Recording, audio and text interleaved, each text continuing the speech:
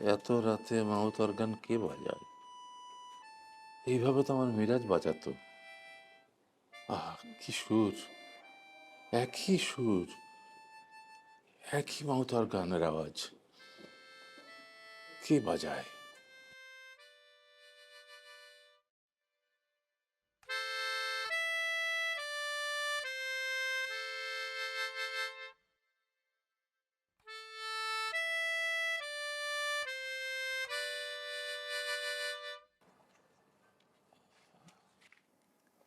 কি ব্যাপার?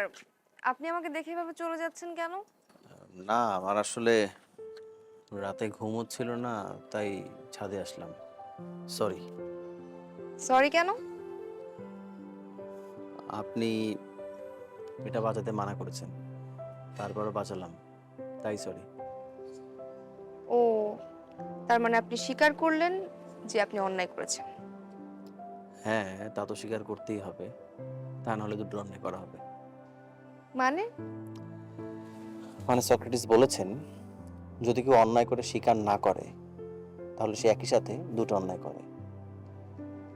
তার মানে কি দাঁড়ালো? আপনি অন্তত একটি অন্যায় করেছেন। আচ্ছা, এখন আপনার শাস্তি কি হওয়া উচিত আপনি বলুন।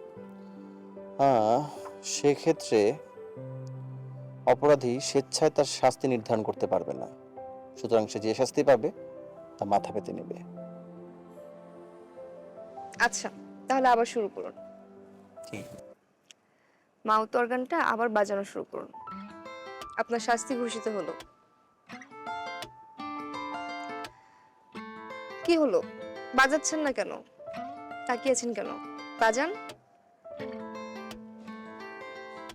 আজকে সারা রাত কিন্তু আমাকে এটি বাজিয়ে শোনাতে হবে।